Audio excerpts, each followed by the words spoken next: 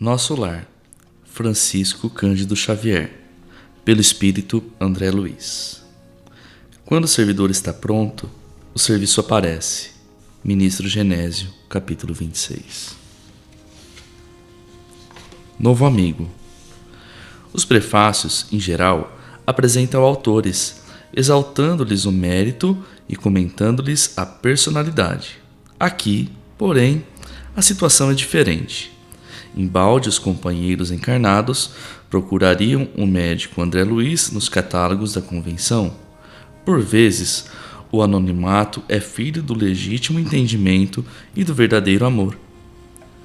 Para redimirmos o passado escabroso, modificam-se tabelas da nomenclatura usual na reencarnação. Funciona o esquecimento temporário como bênção da divina misericórdia. André Luiz precisou, igualmente, cerrar a cortina sobre si mesmo. É por isso que não podemos apresentar um médico terrestre e autor humano, mas sim um novo amigo e irmão na eternidade. Por trazer valiosas impressões aos companheiros do mundo, necessitou despojar-se de todas as convenções, inclusive do próprio nome, para não ferir corações amados, envolvidos ainda nos velhos mantos da ilusão. Os que colhem as espigas maduras não devem ofender os que plantam à distância, nem perturbar a lavoura verde, ainda em flor. Reconhecemos que este livro não é único. Outras entidades já comentaram as condições da vida além-túmulo. Entretanto, de há muito desejamos trazer ao nosso círculo espiritual alguém que possa transmitir a outrem o valor da experiência própria, com todos os detalhes possíveis, a legítima compreensão da ordem que preside o esforço dos desencarnados laboriosos e bem intencionados nas esferas invisíveis ao olhar humano, embora intimamente ligadas ao planeta. Certamente que numerosos amigos sorrirão ao contato de determinadas passagens nas narrativas. O inabitual, entretanto, causa surpresa em todos os tempos. Quem não sorria na Terra, anos atrás, quando se lhe falasse da aviação, da eletricidade e da radiofonia? A surpresa, a perplexidade e a dúvida são de todos os aprendizes que ainda não passaram pela lição. É mais que natural, é justíssimo. Não comentaríamos, desse modo, qualquer impressão alheia. Todo leitor precisa analisar o que lê. Reportamo-nos, pois, tão somente o objetivo essencial do trabalho. O Espiritismo ganha dilatada expressão numérica. Milhares de criaturas interessam-se pelos seus trabalhos, modalidades, experiências. Nesse campo imenso de novidades, todavia, não deve o homem descurar de si mesmo.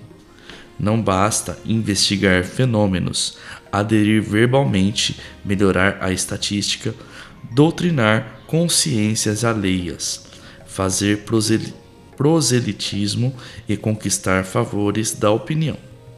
Por mais respeitável que seja, no plano físico, é indispensável cogitar do conhecimento de nossos infinitos potenciais, aplicando-os, por nossa vez, nos serviços do bem. O homem terrestre não é deserdado, é filho de Deus, em trabalho construtivo, envergando a roupagem da carne, aluno de escola benemérita, onde precisa aprender e elevar-se. A luta humana é a sua oportunidade, a sua ferramenta, o seu livro. O intercâmbio com o invisível é um movimento sagrado, em função restauradora do cristianismo puro, que ninguém, todavia, se descuide das necessidades próprias no lugar que ocupa pela vontade do Senhor. André Luiz vem contar a você, leitor amigo, que a maior surpresa da morte carnal é a de nos colocar face a face com a própria consciência, na qual edificamos o céu, estacionamos no purgatório ou nos precipitamos no abismo infernal. Vem lembrar que a terra é oficina sagrada e que ninguém a menosprezará sem conhecer o preço do terrível engano a que se submeteu o próprio coração. Guarde a experiência dele no livro da alma. Ela diz bem alto que não basta a criatura apegar-se à existência humana, mas precisa saber aproveitá-la dignamente, que os passos do cristão, em qualquer escola religiosa, devem dirigir-se verdadeiramente ao Cristo, e que em nosso campo doutrinário precisamos, em verdade, do espiritismo e do espiritualismo, mas muito mais de espiritualidade. Emmanuel, Pedro Leopoldo, Minas Gerais, 3 de outubro de 1943. Mensagem de André Luiz. A vida não cessa, a vida é fonte eterna, e a morte é o jogo escuro das ilusões. O grande rio tem seu trajeto antes do mar imenso. Copiando-lhe a expressão, a alma percorre igualmente caminhos variados e etapas diversas. Também recebe afluentes de conhecimentos aqui e ali. Avoluma-se em expressão e purifica-se em qualidade, antes de encontrar o oceano eterno da sabedoria. Cerrar os olhos carnais constitui operação demasiadamente simples. Permutar a roupagem física não decide o problema fundamental da iluminação. Como a troca de vestidos nada tem a ver com as soluções profundas do destino e do ser. Ó caminhos das almas, misteriosos caminhos do coração! É mister percorrer-vos antes de tentar a suprema equação da vida eterna. É indispensável viver o vosso drama, conhecer-vos detalhe a detalhe, ao longo processo do aperfeiçoamento espiritual. Seria extremamente infantil a crença de que o simples baixar do pano resolvesse transcendentes questões do infinito. Uma existência é um ato. Um corpo, uma veste, um século, um dia, um serviço, uma experiência, um triunfo, uma aquisição, uma morte, um sopro renovador. Quantas existências, quantos corpos, quantos séculos, quantos serviços, quantos triunfos, quantas mortes necessitamos ainda? E o letrado em filosofia religiosa fala de deliberações finais e posições definitivas.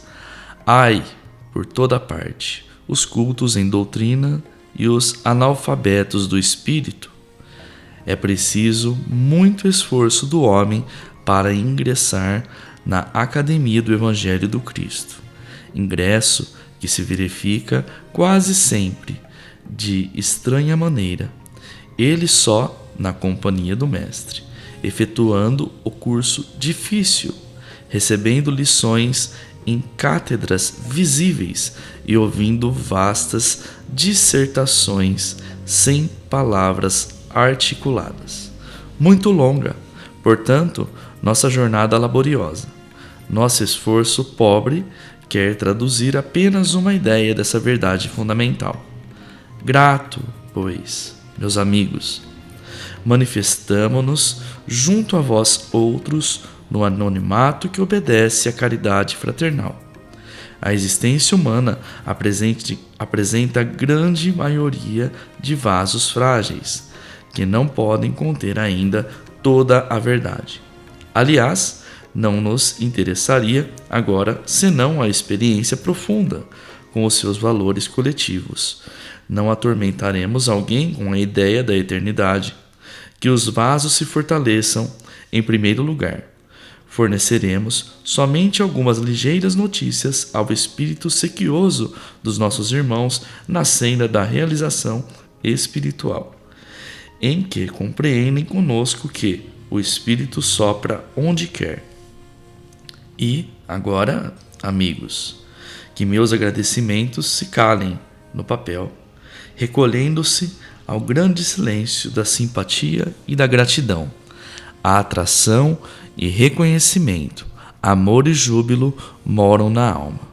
Crede que guardareis semelhantes valores comigo, a vosso respeito no santuário do coração. Que o Senhor vos abençoe. André Luiz. Capítulo 1. Zonas inferiores. Eu aguardava a impressão de haver perdido a ideia de tempo, a noção de espaço. Esvaíra-me de há muito. Estava convicto de não mais pertencer ao número dos encarnados no mundo. No entanto, meus pulmões respiravam a longos haustos. Desde quando me tornara joguete de forças irresistíveis? Impossível esclarecer. Sentia-me, na verdade, amargurado, doente nas grades escuras do horror. Cabelos eriçados, coração aos saltos, medo terrível, senhoreando-me. Muita vez gritei como louco, implorei piedade e chamei contra o doloroso desânimo que me subjugara o espírito. Mas, quando o silêncio implacável não me absorvia a voz estentórica, lamentos mais comovedores que os meus respondiam-me aos clamores. Outras vezes, gargalhadas sinistras rasgavam a quietude ambiente. Algum companheiro desconhecido estaria, a meu ver, prisioneiro da loucura. Formas diabólicas, rostos alvares, expressões animalescas surgiam de quando a acompanhar, senão compulsoriamente, a carreira incessante das águas. Ou como mendigo infeliz que, exausto em pleno deserto, perambula à mercê de impetuosos tufões. Olá, amigos da terra! Quantos vós podereis evitar o caminho da amargura com o preparo dos campos interiores do coração? Acendei vossas luzes antes de atravessar a grande sombra. Buscai a verdade antes que a verdade vos surpreenda. Suai agora para não chorardes depois.